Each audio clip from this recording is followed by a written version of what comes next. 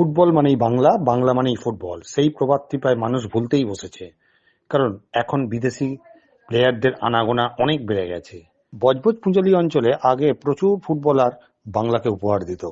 সেই প্রাক্তনদের একটা সংস্থা তৈরি হয়েছে, বজবজ পূঁজালি ফুটবল ওয়েলফেয়ার অ্যাসোসিয়েশন। 2023-এ এই সংস্থাটি তৈরি হয়। তারা আজ 4 দলীয় এক টুর্নামেন্ট আয়োজন করে। এই 4 দলীয় ভেটারেন্স টুর্নামেন্টে আমাদের নিজস্ব সংবাদদাতা কৌশিক ঘোষের রিপোর্ট। আজকে খেলাটা কার সাথে কার কি ছিল বলুন? আজকে একটা আমাদের যে বজবজ পূজালি ওয়েলফেয়ার যে একটা আমাদের অ্যাসোসিয়েশন আছে, আমাদের সমস্ত যে প্রাক্তন প্লেয়াররা আছে তাদের নিয়ে একটা এক্সিবিশন ম্যাচ হচ্ছে এবং আমাদের যেসব মেম্বার আছে, এক্স প্লেয়ার আছে, তাদের নিয়ে একটা 4 দলের একটা টুর্নামেন্ট হচ্ছে।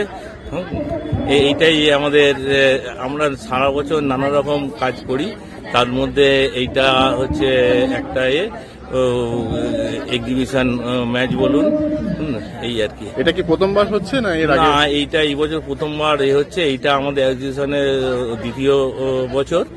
মূলত হচ্ছে Budge Budge Pujali x player welfare association, যারা বিগত দিনে 70-80 দশকের যারা সমস্ত বজবজের প্রাক্তন খেলোয়াড় ছিল, একটা অ্যাসোসিয়েশনের মধ্যে আমরা এসেছি এবং এদের ভালো মন্দ একসাথে আমরা করার জন্য একটা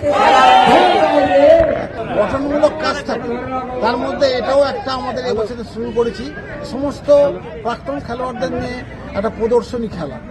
70, 80, 90 দশকের যত প্রাক্তন আছে তাদেরকে এক জায়গায় মিলন করে, এটা মিলন মেলা বলতে পারে, একটা অতীতের ঝলকানির কথাটা বলতে পারেন।